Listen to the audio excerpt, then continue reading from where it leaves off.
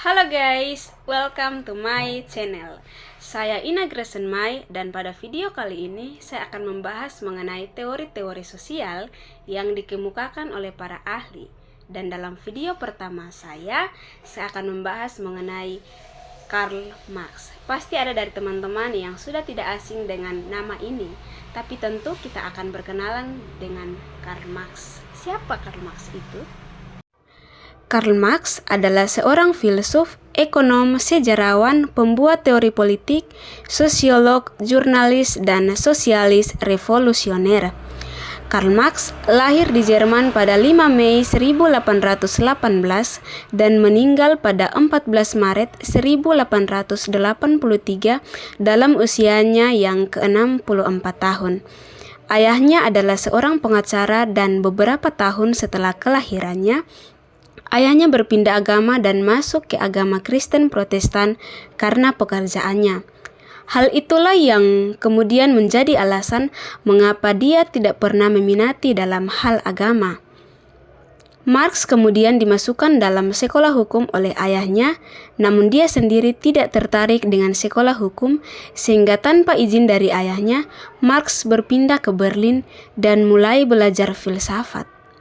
Ketika sampai di Berlin, Marx menemukan dalam filsafat Hegel yang menjadi senjata intelektual, dan disitulah dia menemukan arah pemikirannya.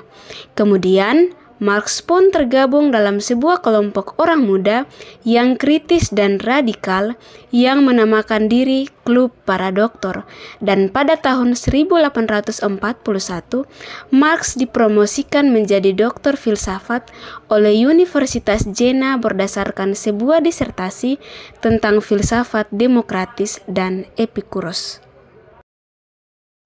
Nah, teman-teman sudah kenalkan siapa itu Karl Marx? Teori sosial yang dikemukakan oleh Marx yang akan saya bahas dalam video ini adalah teori kelas sosial. Teori kelas atau biasa disebut juga sebagai Marxisme pertama kali dicetuskan oleh Karl Marx pada sekitar abad ke-19. Teori ini hadir sebagai kritik Karl Marx terhadap kaum liberal yang memandang sistem perekonomian akan memberi keuntungan bagi semua pihak. Menurut Karl Marx, ekonomi liberal hanyalah menjadi tempat eksploitasi manusia dan perbedaan kelas.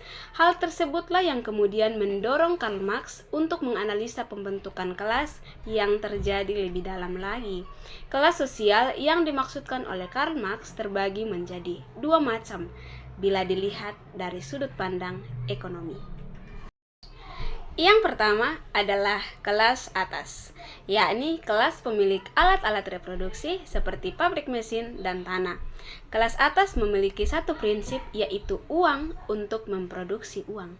Biasanya yang termasuk dalam kelas atas adalah kaum borjuis atau kapitalis seperti bangsawan pemilik tanah. Yang kedua adalah kelas bawah, yakni kelas yang bekerja untuk pemilik alat-alat reproduksi. Kebanyakan yang termasuk dalam kelas bawah adalah kaum proletar atau pekerja seperti para petani penggarap tanah milik bangsawan. Pada pembagian kelas ini, Marx memberi perhatian lebih terhadap ketidakadilan yang terjadi di antara kedua kelas tersebut.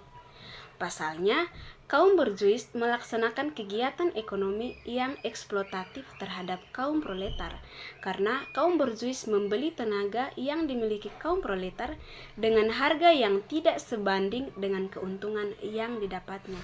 Padahal, sejatinya yang menjual jasa adalah kaum proletar, namun yang mendapat keuntungan justru kaum borjuis.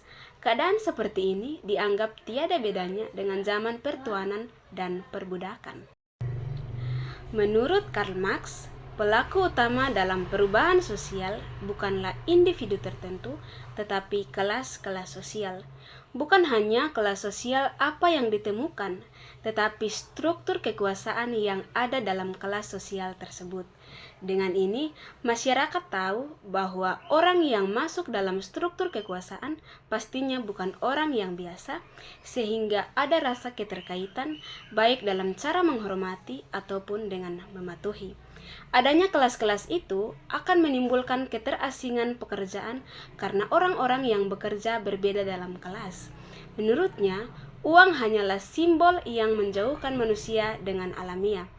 Sebelum adanya uang, apa yang dimiliki manusia real atau alamiah, yakni ternak, kebun, dan gerobak. Akan tetapi setelah adanya uang, kealamiahan itu hilang, semua milik manusia dikonversi menjadi uang.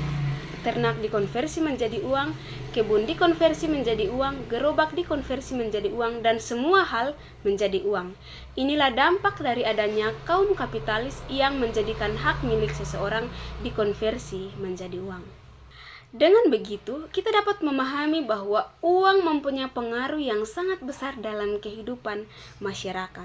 Pemahaman masyarakat yang sudah berputar arah inilah gambaran kurangnya masyarakat untuk memperbaiki hidup dari hisapan kapitalis.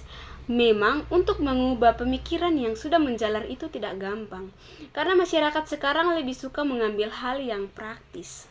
Pada kenyataannya, masyarakat yang berada di pedesaan lebih bangga memilih untuk bekerja di kota-kota hanya untuk mendapatkan uang, walaupun sebagai seorang buruh yang dipekerjakan dengan tidak adil dan tidak mengenal waktu.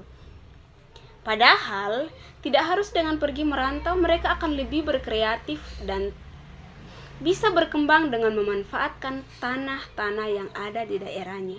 Dengan itu, kebebasan dalam bekerja bisa sepenuhnya terlaksana tanpa adanya tuntutan yang memberatkan. Uang masih berada pada tempat paling tinggi dalam kehidupan manusia. Tingkat kekuasaan seseorang di zaman sekarang dilihat dengan seberapa banyak uang yang dimiliki. Istilahnya, lo punya uang, lo punya kuasa. Oke teman-teman, sampai di sini pembahasan kita mengenai teori kelas sosial yang dikemukakan oleh Karl Marx. Dan teman-teman jangan lupa like, subscribe, komen, dan share sebanyak-banyaknya, karena kedepannya saya akan membahas lebih banyak lagi mengenai isu-isu teori sosial yang dikemukakan oleh para ahli. Sampai jumpa di video selanjutnya.